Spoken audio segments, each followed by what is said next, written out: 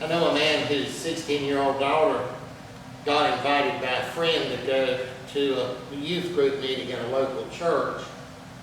And this girl had never been to church much in her life. And so she went to this youth group meeting. And when she got home, her daddy asked her, said, "What did you learn at youth group?" And she said, "Well, I learned God doesn't like people." And he said, "Well, what do you mean?" And she said, "Well, the program tonight was that they're going to have a youth group thing, going to wash cars or something to make money for missionaries so they could go to foreign countries and try to get people in these foreign countries to become Christians, because if they don't, God's going to burn them in hell for all eternity. So I figure God must not like people very much." You know, there's a lot of wisdom from 16-year-olds sometimes. And that got me thinking.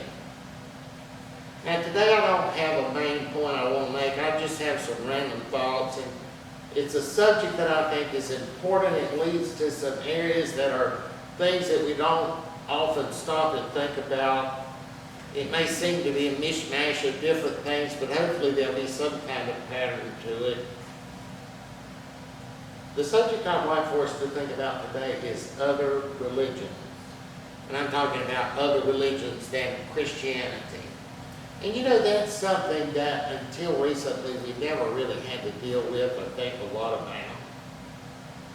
I guess during the time I was growing up, we thought of other religions as other denominations. If you were Baptist, the Methodists were a different religion. If you were Presbyterians, the Baptists were a different religion. Now, you know, that's the way we thought of other religions back then. You know, we didn't have a lot of contact with true other religions. And so we thought of other religions as different kinds of denominations. And of course, if you were Protestants, Catholic certainly was a different religion. And sometimes all these different denominations didn't get along. I remember years ago in the church I went to, this was a Presbyterian church, we used to occasionally partner with two other churches in the community there for special services like at Thanksgiving and at Easter, and that had gone on for ages. I guess ever since the churches had been in existence. And then our church got a female minister. And one of those churches pulled out of doing those community services because they didn't believe in women pastors. You know, I have known people who were raised in a church that practiced infant baptism that then joined a Baptist church, and the Baptist church baptized them again because they don't recognize infant baptism. Most of y'all are old enough to remember in the 1970s when beer and wine sales began to be voted on in Shelby. Now, people in denominations like Presbyterian, Lutheran, and Episcopalian tended to support that, while Baptists, at least publicly, were against it. Now, the most other religion I remember thinking about when I was a kid was, I think about the 9th grade. There was a guy in my class who was a Jehovah's Witness, and they didn't celebrate Christmas, and that was a real oddity back then.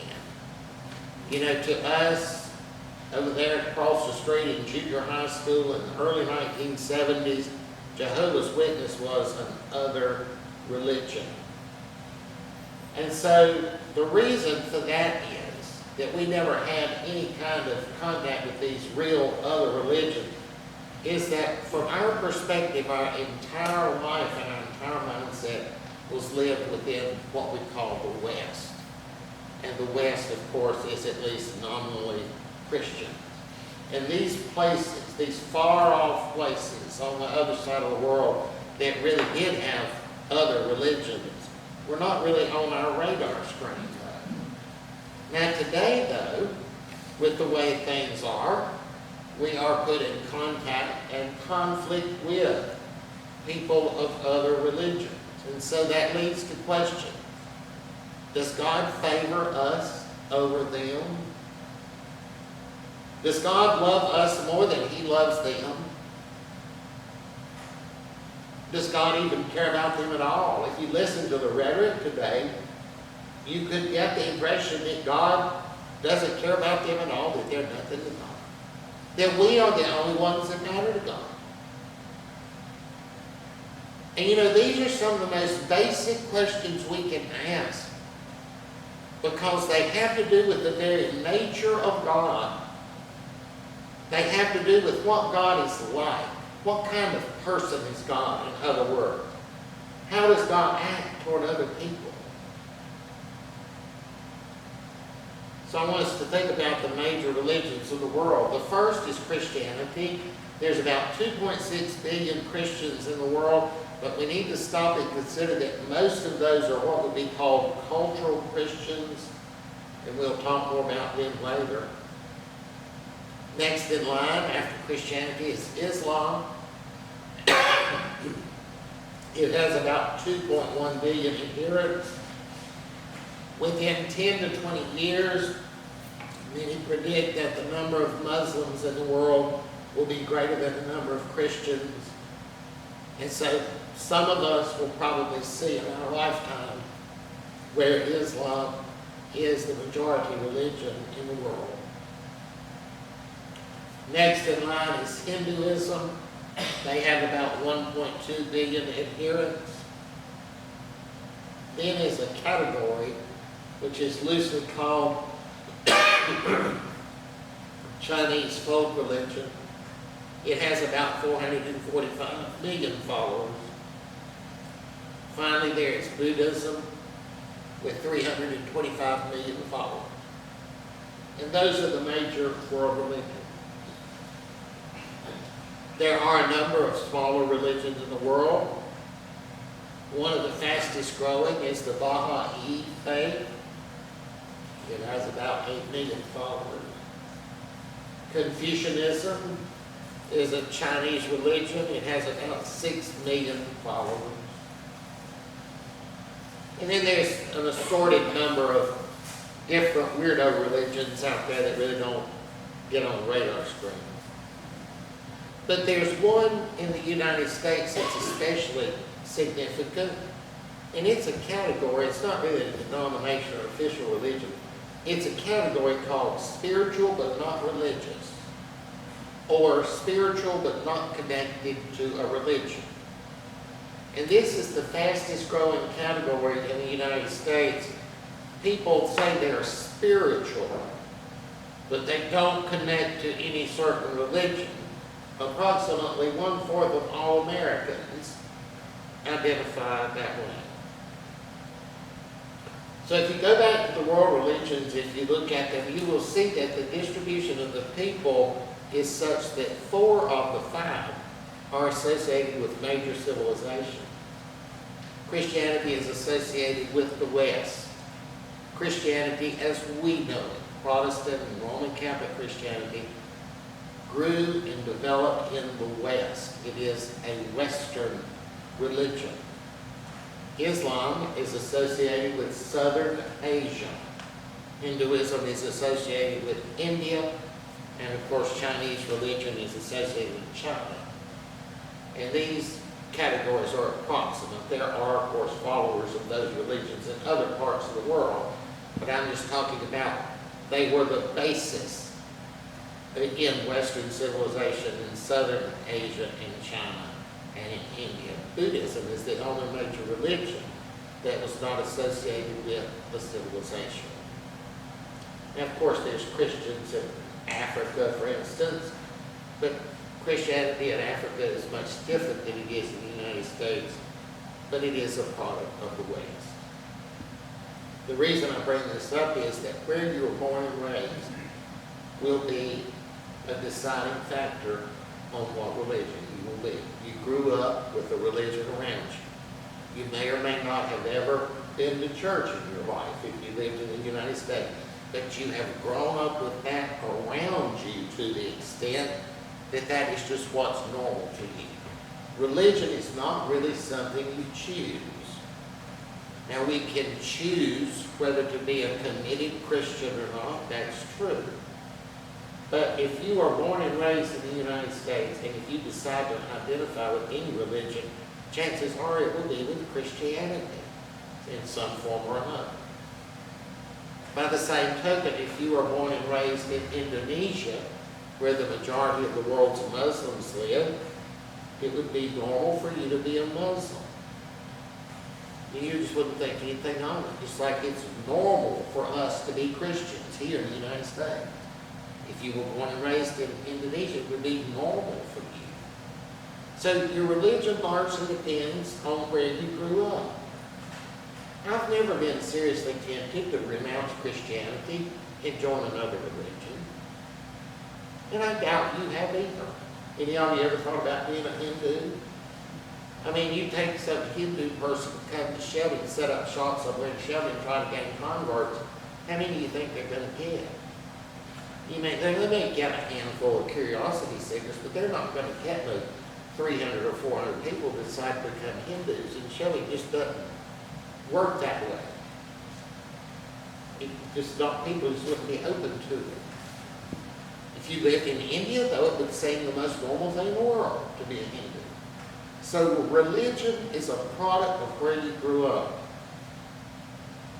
And let's think of something else. We know that missionaries go out into the world from Christianity trying to convert people. We have a friend now over at Compass Aviation, over at the airport. He's almost 27 years old, and he's joined some kind of missionary organization. He's trying to get all of his certifications. He's trying to raise the funds, and all he and his family are going to Africa to serve a mission. You see, if you're going to be a missionary, you don't go to Indonesia and set up shop in the capital city of Jakarta where there's millions and millions and millions of Muslims there. You ain't going to do anything. They go to these tiny little villages in these remote areas somewhere, and they try to convert people there. You ain't going to convert anybody on the street corner of Jakarta. But if you go in some tiny little remote area somewhere in Africa where they've never seen anybody outside the village in 50 years, you might be able to convert people, and so that's what they do. You see, Christianity is normal to us because it's the country we grew up in. Hinduism is normal to people in India because they grew up with it. Islam is normal to people in Indonesia because that's what they grew up with. Religion is largely a cultural thing. And now I want to go back and think about Christians. And this statistic really blew me out of the water, so much so that I double-checked and double-checked to be sure it was right. And it is right. You know, we said there were 2.6 billion Christians in the world, but we qualified that by saying that a lot of them are cultural Christians. A study done in 2025 reveals that 60% of Americans believe either that God does not exist or that he does not affect them. And what is so surprising is that 50% of Americans who identify as Christians say they either believe God does not exist or he doesn't matter. And what really shocked me is 47% of Americans who identify as born-again Christians agree with that too. So to half the Christians in the United States, Christianity is not religious at all. It's an ethnic thing. It's a secular religion. I want to think about what it means to believe in God and what defines a religion. You know, in Christianity, there's a great variety of beliefs. There are a lot of different denominations around here with a different variety of beliefs. If you were raised up in a Baptist church in Morocco, and that's all you had ever known, and then you had come down here and gone to the Episcopal church, you would have thought you were in a different religion. And really, you would be. Because you see, the beliefs would be so different. And how they characterize God, and the qualities they thought God had, how they think God is, how they think God acts, would be so different. But yet, even among Baptists and even among Episcopalians, there are differences in belief. Methodists found that out recently. Methodists had such different beliefs among themselves that they decided they could not all remain within the same denomination. And you see, the differences we find among Christian beliefs are not inconsequential. They are major differences. And that's not even considering Christians who are way out here somewhere like Jehovah's Witnesses or Mormons. Both of those are technically Christians, but their beliefs extend even beyond the difference of Episcopalian and Baptist. If we define God by how we believe God is like, how we believe God acts, and what we believe God does, then when you look at the great variety of beliefs among American Christians, I don't see how you can say these people are worshiping the same God. They're not. So how far is that from what we consider other non-Christian religions? As far as the accepted range of belief is in American Christianity, it's this big. Is it really stretching it that much further?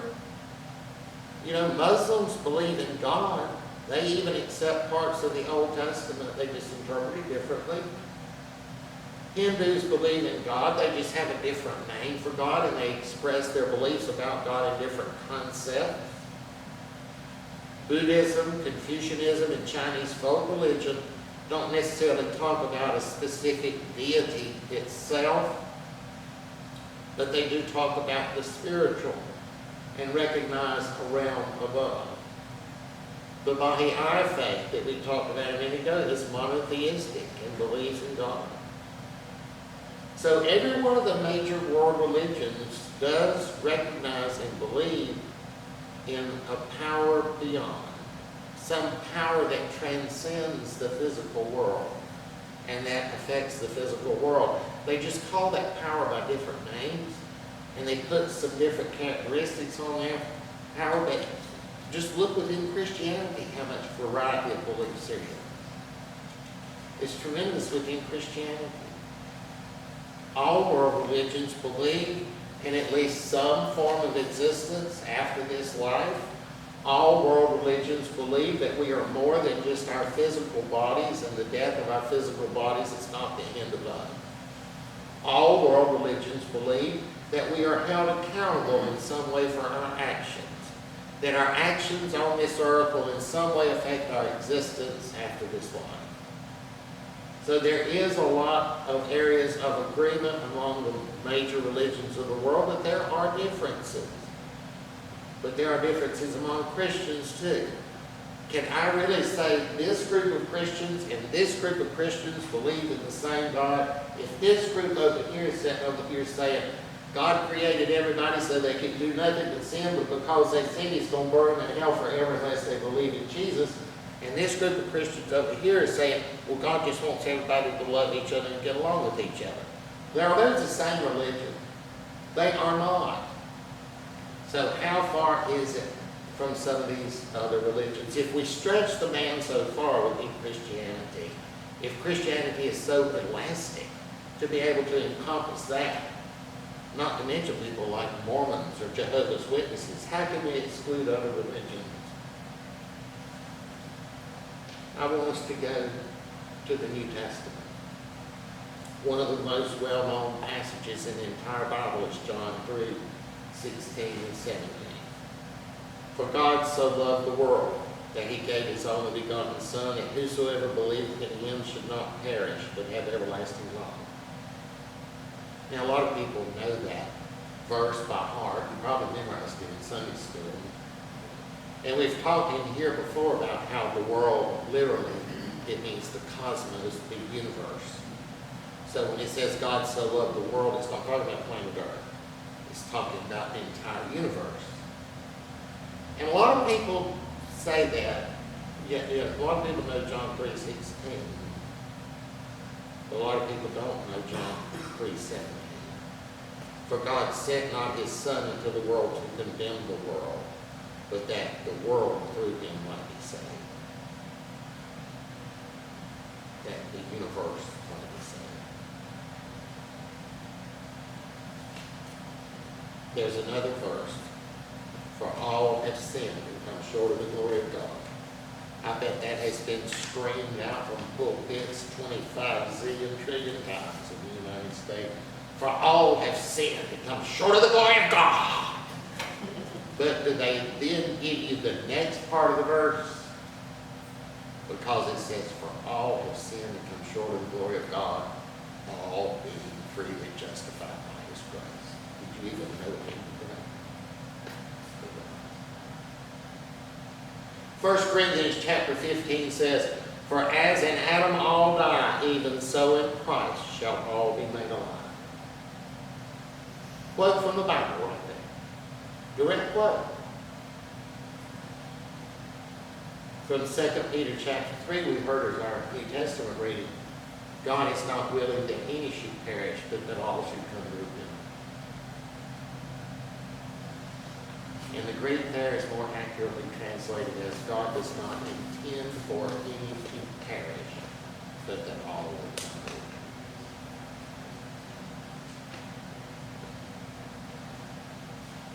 Sometimes people make such big deals over, when the Bible condemns this, the Bible condemns this, look at this verse, it condemns it, yes, it will. But it also contains this. You're going to stake your religion on one verse that you pulled out that the Bible condemns?